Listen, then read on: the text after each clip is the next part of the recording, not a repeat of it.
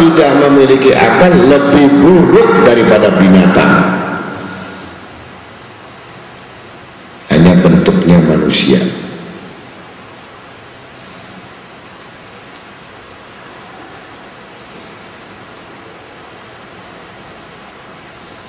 Maka akan tampak apa yang dihubungkan kepada bentuk segala yang berwarna,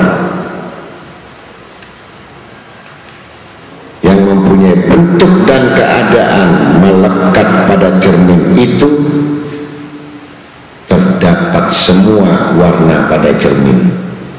Kalau kita pakai baju merah, yang kelihatan juga baju merah. Kalau kita pakai baju kotor, yang kelihatan juga kotor. Ini perumpamaan hati.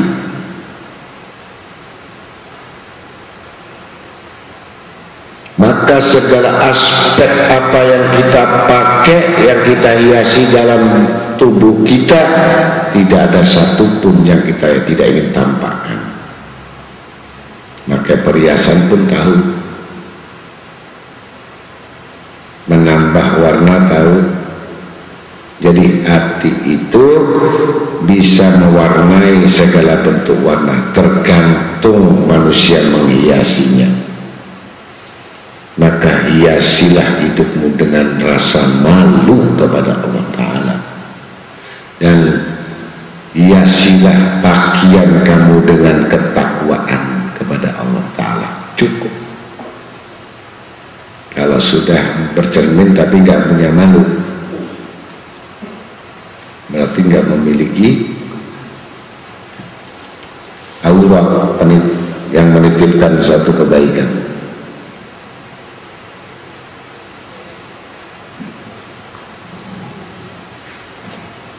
Maka rahasianya di dalam bentuk kita bercermin itu memiliki 3 hal, kata Imam Ghazali.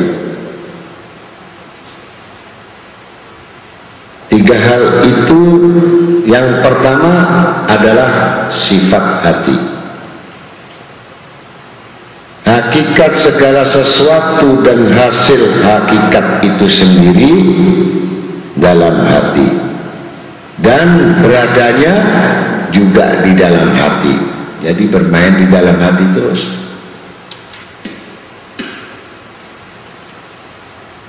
Hakikat segala sesuatu dan hasilnya hakikat itu sendiri, dengan hati dan beradanya di dalam hati. Kita cermin, kita lihat, kok nggak senang saya baju ini, nggak pantas. Itu dalam hati atau dalam pikiran? Dilepas baju, dipakai, saya senang dengan baju ini. 2, senang. Nah, yang ketiga artinya, pantas nggak saya ini, atau orang senang dengan saya pakai baju ini. Yang biasanya yang ketiga yang tidak tahu. Ya. Yang pertama udah jelas nggak cocok sama dia, udah nggak senang. Yang kedua dengan senang. Tapi yang ketiga ini nggak punya malu. Perempuan baju setengah telanjang, ya, orang lain mengatakan ini orang nggak benar, ya, nggak nutupi aurat. Jadi satu dipandang oleh dirinya baik, dipandang orang lain baik. Itu yang disebut hati yang mengetahui. Tapi bisa terjadi kita pakai itu baik, tapi orang melihat dia itu nggak pantas. Paham? Dengan demikian itulah terkurang pada dirinya, yaitu belum mengenal dirinya karena masih egois dan idealis pada dirinya, tidak memandang setiap dia berjalan itu pasti dipandang orang lain, pantas atau tidak. Kalau tidak pantas berarti aneh. Kalau aneh berarti mendekati gila. Betul kan? Wah, tidak pantas.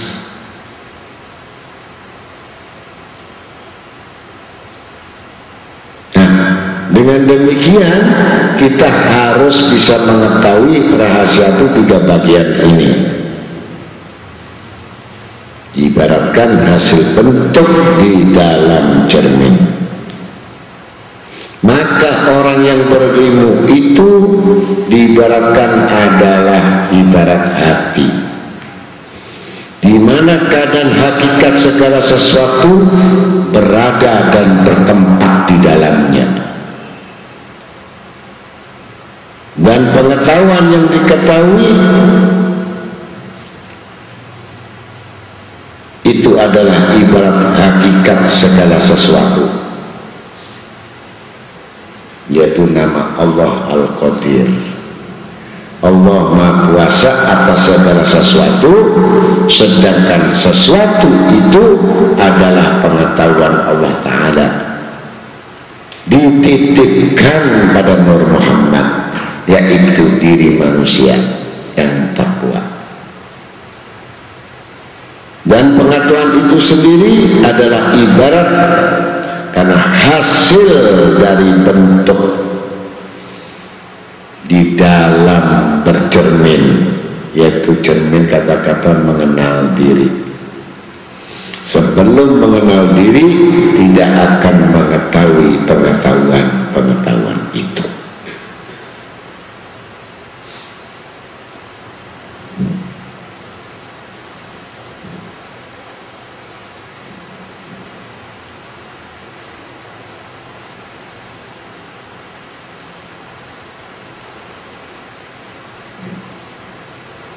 Maka seperti perumpamaan, satu benda hidup yang dinamakan pedang. Kemudian manusia mempunyai tangan. Dengan akal manusia akan bertanya, pedang ini untuk apa? Akal dulu. Kalau dia mengambil pedang hanya untuk main-main, berarti fungsinya bukan pedang, tapi mencelakai dirinya.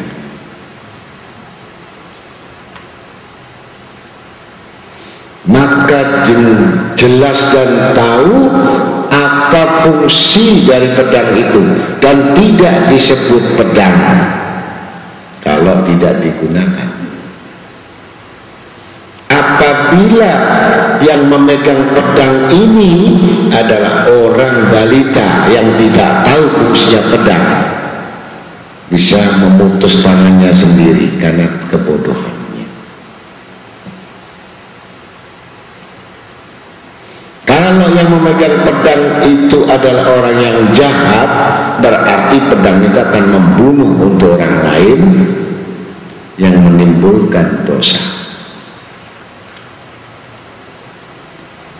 Kalau yang menggunakan pedang ini orang bodoh, akan memutuskan tangannya sendiri, atau melukai orang lain, atau melukai dirinya sendiri.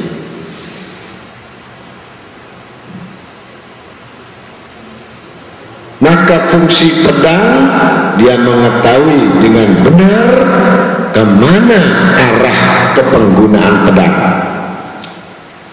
Ternyata untuk berjuang, berjihad, untuk melawan musuh-musuhnya, baru disebut pedang. Pedang membunuh kepada musuhnya, pedang yang mencelakai dirinya, pedang yang sifatnya mengandung dosa, judulnya aja pedang. Bisa salah kemana-mana. Maka dengan ilmu itulah mengetahui fungsinya pedang. Tetapi pedang yang tidak digunakan namanya pedang hiasan, yang cuman buat pamer di rumahnya. Ini pedangnya orang tahun 400 tahun yang lalu, atau pedang Belanda, dibuat hiasan tapi tidak berfungsi apa-apa. Jadi artinya ilmu tidak bermanfaat.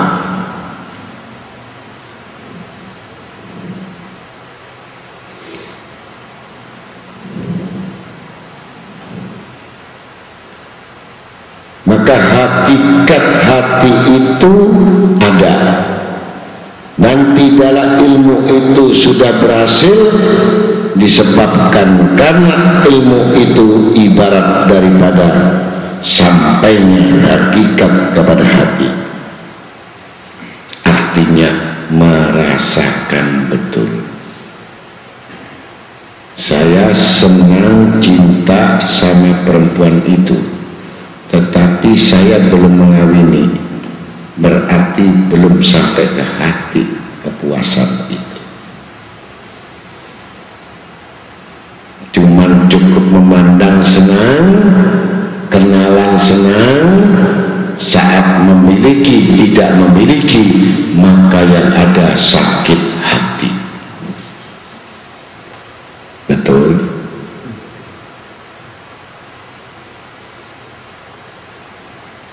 Jadi banyak orang yang menuntut ilmu sakit hati karena nggak dikabulkan melulu sama Allah Ta'ala. Cintanya ditolak, tepuk sebelah tangan aja. Jadi kalau tepuk sebelah tangan kan capek terus, lama-lama kan capek, berhenti. Tapi kalau cinta yang disambut, semakin rindu dan rindu terus. Syauqiyah, syauq itu artinya kerinduan. Mau makan sendiri nggak enak kalau nggak ngajak bersama si dia. Tidur sendiri nggak nyaman kalau nggak bersama dia. Bicara sendirian nggak enak kalau nggak bersama dia. Orang lain udah nggak peduli. Rasanya kalau bertemu yang dicintai dan mencintai, seakan-akan dunia yang lain nggak ada, milik mereka berdua. Tuh cinta.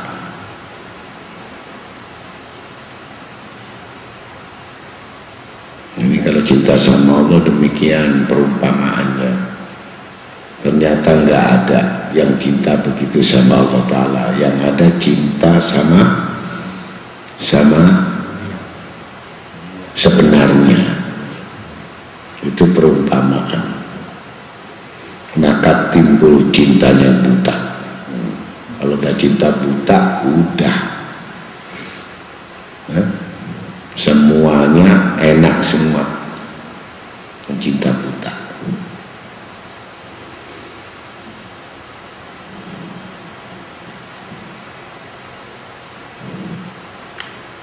Diibaratkan api. Banyak orang yang mengetahui itu api, tetapi api itu sendiri sebenarnya berada di dalam hatimu.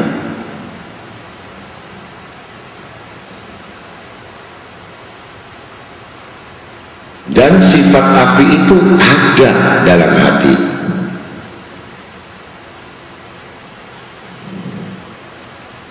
Cuman bedanya ada batasnya dan hakikatnya sesuai dengan bentuknya. Ya, kalau sifat api disifatkan dari itu panas. Kalau api itu kan panas. Kalau panas itu berarti syaitan.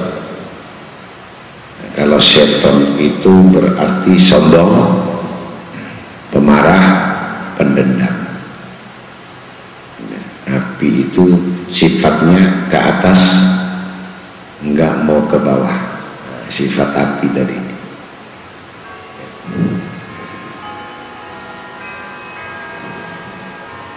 Maka contoh yang demikian itu adalah lebih utama dari mulai cermin sampai api.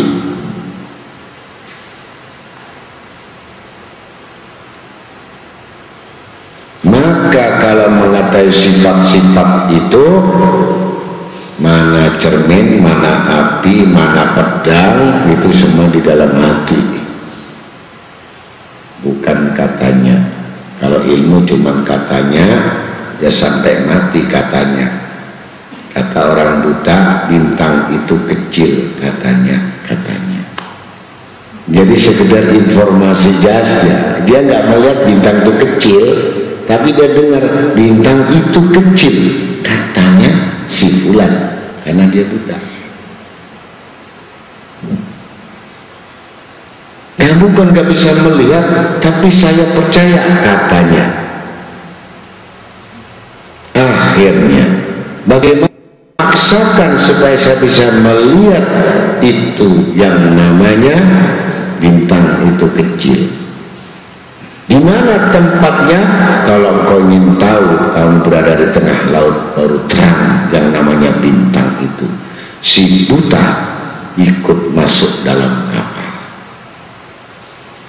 tengah malam, melihat lagi, ya cuman ilmu ikut-ikutan. Begitu melihat lagi tetap gelap, karena memang sudah buta. Jadi yang goblok yang ngajar orang buta, yang bodoh yang ngasih nasihat sama orang buta. Itu di situ tempatnya, katanya si petunjuk jalan. Kata si buta, mana di atas dilihat mana, gelap terus. Mungkin di bawah gelap juga, namanya si buta. Yang dimasukkan kata Rasul SAW dan Sayyidina Ali dalam wasiatnya, mereka itu bukan buta matanya, tapi buta mata hatinya. Na'udzubillahi min dzalik, disebabkan banyaknya dosa-dosa.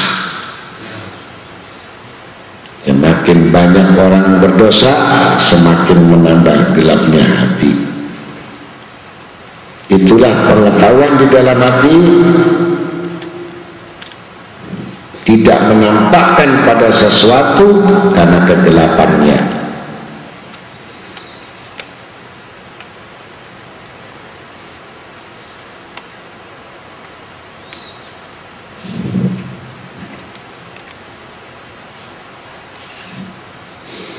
Maka diriwayatkan ilmu sebagai cermin, tidak menampak padanya bentuk sesuatu, disebabkan oleh 5 hal. Yang mana 5 hal? Pertama, dimaksudkan kurang bentuknya seperti makanan. Ini makanan kelihatan sayur saja, tapi kalau seorang dokter mengetahui sayur ini mengandung zat besi.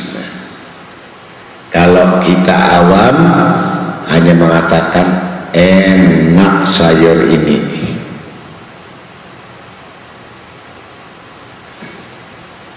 Ya, sebelum dirobah, dibentuk dan dikilatkan, cuman zatnya.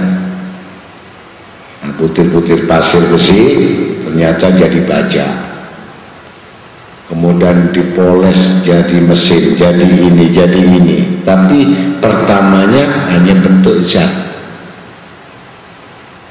Kalau sifat makanan, nah, mengandung zat besi,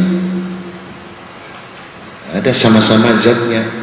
Ini zat besi, ada yang mengandung zat besi juga berupa teknologi. Nah, tinggal pilihan saja, kita milih yang mana. Yang kedua, sifat karena buruk, berkarat dan kotornya. walaupun bentuknya sempurna. Artinya begitu manusia itu melihat bahwa pagar besi ini bagus mengkilap, tetapi di dalamnya keropos karena karat. Begitu kayu melihat depannya bagus, di